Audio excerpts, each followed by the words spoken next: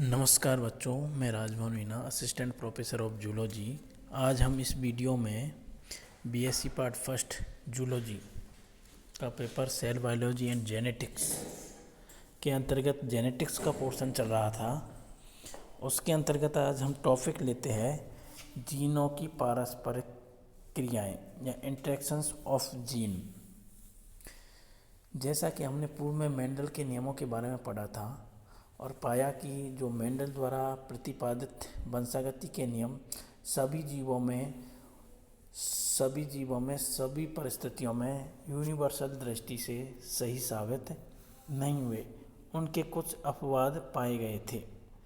तो देखते हैं कि जो मेंडल ने वंशागति के अध्ययन पर पाया कि जो नियम दिए थे उनमें मोनो हाइब्रिड क्रॉस का जो रेशो था वो 3:1 था, जबकि डाई हाइब्रिड का जो रेशो था 9:3:1 था। इसके कई अपवाद पाए गए थे।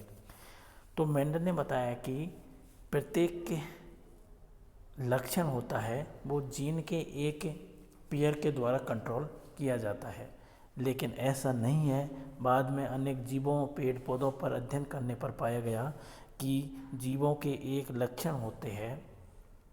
कुछ लक्षण होते हैं जो एक या एक से अधिक जोड़ी जीनों के समूह द्वारा कंट्रोल किए जाते हैं, जो कि मेंडल के नियम के अपवाद थे।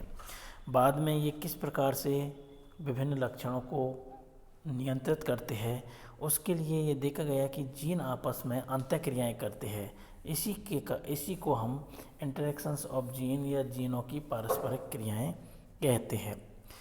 तो इसकी परिभाषा यदि हम देखते हैं तो जब विशेषक दो से अधिक के जीन युग्म द्वारा प्रभावित होकर अपना प्रभाव व्यक्त करता है तो यह क्रिया जीनों की पारस्परिक क्रिया इंटरेक्शंस ऑफ जीन या कारकवाद फैक्टर हाइपोथेसिस कहलाती है।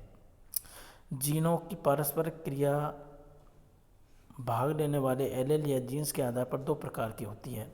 जीनों के अंदर जो इंटरेक्शंस होता है वो दो प्रकार का होता है, जिसमें पहला होता है युग्म विकल्पी जीन पारस्परिक क्रिया या एलेलिक जीन इंटरेक्शंस।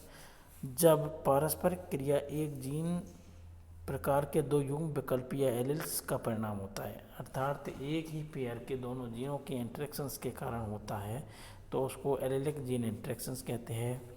दूसरा है अविकल्पी जीन पारस्परिक क्रिया या नॉन एलेलिक जीन इंटरेक्शंस। जब पारस्परिक क्रिया एक ही गुणसूत्र में या अन्य गुणसूत्रों पर उपस्थित विभिन्न जीनों के मध्य होती है, अर्थात अलग अलग जीनों के युग्म पर या एक ही गुणसूत्र पर अलग अलग जीनों के समूह या अलग अलग गुणसूत्रों पर उपस्थित अलग अलग जीनों के समूह के बीच में जो इंटरेक्शंस होता है उसको हम अयुग्म विकल्पी जीन पारस्परिक क्रिया या नॉन एलेलिक जीन इंटरेक्शंस के नाम से जानते हैं। जब पारस्परिक क्रिया एक ही गुणसूत्र में या अन्य गुणसूत्रों पर उपस्थित विभिन्न जीनों के मध्य होती है उसको हम नॉन एलेलिक जीन की पारस्परिक क्रिया कहते हैं। अब हम देखते हैं कि जीनों के मध्य में जो इंटरेक्शंस होते हैं, पारस्परिक प्रक्रियाएं होती है, वो कई प्रकार की हो सकती है, जिनमें से हम पहले पर देखते हैं संपूरक जीन या सप्लीमेंट्री जीन। संपूरक जीन्स या सप्लीमेंट्री जीन, इनमें जीनों का इंटरेक्शंस किस प्रकार से होता है। जैसे परिभाषा है, संपूरक जीन या सप्लीमेंट्री जीन्स उन दो स्वतंत्र प्रभावी जोड़ियों के जीन को कहते हैं जो एक लक्षण प्रकट करने के लिए इस प्रकार से अन्योन्य क्रिया करते हैं कि एक प्रभावी जीन अपना प्रभाव व्यक्त कर देता है चाहे दूसरा जीन अनुपस्थित ही हो, किंतु दूसरे प्रभावी जीन की उपस्थिति में नवीन लक्षण प्रकट होता है। तो इसका मतलब ये हुआ कि सप्लीमेंट्री जीन के अंदर स्वतंत्र प्रभावी जोड़ी के जीन्स होते हैं, वो आपस में इस प्रकार से इंटरेक्शंस या अन्योन्य क्रियाएं करते हैं जिसमें एक जीन दूसरे जीन की अनुपस्थिति में भी अपने प्रभाव को प्रकट कर सकता है, और यदि दोनों जीन प्रभावी दृष्टि से उपस्थित हो तो एक अन्य प्रकार के लक्षण को प्रकट करता है। तो इस प्रकार के जीनों के आपस में इंटरेक्शंस को सप्लीमेंट्री जीन या संपूरक जीन के नाम से जानते हैं। इसको हम कुक्कुटों या फाउल के अंतर्गत जो कलंगी होती है या कॉम्ब होती है वो किस प्रकार की होती है उसके उदाहरण द्वारा हम समझ सकते हैं।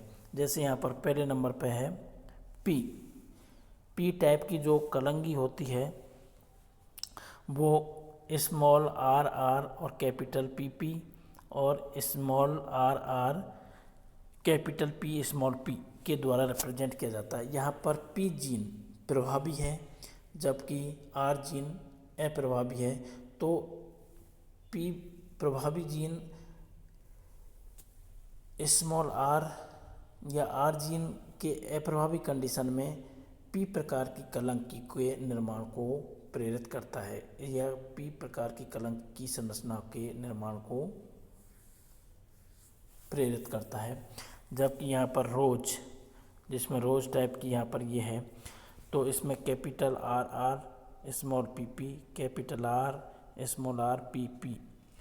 तो यहाँ पर आर जीन प्रभावी है और जबकि पी जीन अप्रभावी कंडीशन में। ऐसी कंडीशन में यहाँ पर जो फाउल होता है, कुक्कुट होते हैं, उसमें रोज टाइप की कलंकी का निर्माण होता है।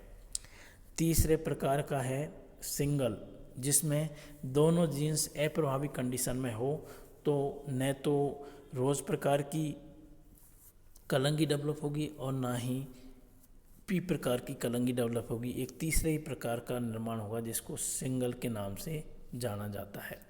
तो दोनों जीनों के अप्रभावी कंडीशन में होने पर सिंगल प्रकार की कलंगी डेवलप होती है। जबकि एक चौथे प्रकार है जिसमें दोनों जीन होते हैं वो प्रभावी कंडीशन में पाई जाती है, कैपिटल आर और कैपिटल बी। तो ऐसी कंडीशन में एक वालनट अखरोट जैसी यहाँ पर कलंकी होती है वो डेवलप होती है। तो ये जीनों के आपस में इंटरेक्शंस की क्रिया है जिसमें 4 प्रकार की कलंकियाँ जीन किस प्रकार से होते हैं उनमें डेवलप होती है। जब कैपिटल पी होता है तो पी डेवलप होती है, जबकि कैपिटल आर होता है तो रोज प्रकार की कलंगी डेवलप होती है। दोनों ही प्रकार की जीन अप्रभावी कंडीशन में होते हैं तो सिंगल प्रकार की कलंगी डेवलप होती है, और दोनों ही प्रकार की जीन प्रभावी कंडीशन में हो तो वालनट प्रकार की कलंगी यहाँ पर डेवलप होती है। यदि हम देखते हैं, वेटसन पुन्नेट ने पाया कि ये कुक्कुट होते हैं इनमें कॉम्ब होती है, उसका डेवलपमेंट किस प्रकार से हो रहा है उसके लिए उन्होंने जब पी कलंगी small R R capital P और रोज कलंगी capital R R small P में क्रॉस कराया तो F1 जनरेशन में जीनों के इंट्रैक्शंस के कारण विषम युग्मजी capital R small R capital P small P संयोजन प्राप्त होते हैं जिसमें दोनों प्रभावी जीन होते हैं। चौथा टाइप्स जिसमें दोनों प्रभावी जीन होते हैं तो वालनट प्रकार की कलंकी यहाँ पर डेवलप होती है। तो इनके क्रॉस कराने पर हम देख सकते हैं कि किस प्रकार के रिजल्ट हमें प्राप्त होते हैं। जैसे यहाँ पर ये पेरेंट्स है capital R R small P जो रोज प्रकार की कलंकी के डेवलपमेंट को प्रेरित करता है, जबकि यहाँ पर दूसरा पेरेंट्स है small R R capital P जो पी प्रकार की कलंकी के डेवलपमेंट को प्रेरित करता है। जब इनमें क्रॉस कराते हैं तो यहाँ पर गैमेट्स प्राप्त होते हैं। यहाँ पर कैपिटल आर स्मॉल पी, यहाँ पर स्मॉल आर कैपिटल पी। तो इनके क्रॉस कराने पर यहाँ पर संकर या heterozygous capital R small R capital P small P walnut प्रकार की, अर्थात दोनों प्रकार के जीन प्रभावी होते हैं। दोनों प्रभावी जीन होने पर जीनों में इंटरेक्शंस होता है तो वालनट प्रकार की कलंकी यहाँ पर डेवलप होती है। अब यहाँ पर F1 जनरेशन्स के बीच में क्रॉस कराते हैं तो हमें नए प्रकार के संयोजन प्राप्त होते हैं। जैसे यहाँ पर ये क्रॉस कराया तो यहाँ पर ये इनके गैमेट्स बनते हैं 4 प्रकार के, यहाँ पर ये गैमेट्स बनते हैं। तो यहाँ पर ये जो संयुग प्राप्त होते हैं तो हमने जैसे कि पहले पढ़ा था जब दोनों जीन प्रभावी कंडीशन में होते हैं तो वालनट प्रकार के, यदि स्मॉल कैपिटल पी होता है और स्मॉल आर होता है तो पी प्रकार की कलंगी डेवलप होती है, और जब आर कैपिटल होता है और स्मॉल फी होती है, तो रोज प्रकार की कलंकी डेवलप होता है। और दोनों प्रकार के जीन अप्रभावी होते हैं, तो ऐसी कंडीशन में एक सिंगल प्रकार का हमको प्राप्त होती है कलंकी। तो ये 4 प्रकार के फिनोटाइप कलंकी कुक्कुटों में डेवलप होती है, वो जीनों के आपस में इंट्रैक्शंस के कारण प्राप्त होती है। तो यहाँ पर ये walnut walnut walnut walnut walnut rose walnut rose walnut walnut P P walnut rose P और सिंगल प्रकार के फिनोटाइप वाले कलंकी वाले कुक्कुट या फाउल प्राप्त होते हैं। तो F1 संतति में प्राप्त वालनट नर और मादा में संकरण कराने पर F2PD में 9:3:3 4 लक्षण प्राप्त होंगे। अब इनमें डाई हाइब्रिड क्रॉस के परिणाम स्वरूप हमें F1 जनरेशन में F1 संतति से प्राप्त संतति किसी भी जनक के समान नहीं है, क्योंकि यहाँ पर हमने F1 जनरेशन में पेरेंट्स कैसे थे, रोज और पी, जबकि हमें कैसे प्राप्त हुए वालनट, दो अपने जनक के समान दोनों ही नहीं थे। F2 में 4 प्रकार के लक्षण प्राप्त होते हैं, जबकि यहाँ पर पेरेंट्स था वो वालनट प्रकार के थे और 4 प्रकार के हमें कलंकी वाले जीव प्राप्त होते हैं। नंबर 3 पॉइंट, प्रभावी युग्म विकल्पी उपस्थित होने पर वालनट कलंकी का लक्षण प्रकट होता है और दोनों अप्रभावी उपस्थित होने पर सिंगल प्रकार की कलंकी का लक्षण प्रकट होता है। रोज और पी प्रकार की कलंकी का लक्षण उस समय प्रकट होता है जब कैपिटल आर और कैपिटल पी जीन प्रभावी समयुग्मजीय या विषम युग्मजीय अवस्था में पाया जाता है। तो इस प्रकार से यहाँ पर जीनों के आपस में इंट्रैक्शंस होते हैं, जो मेंडल ने इस बात को नहीं समझाया था।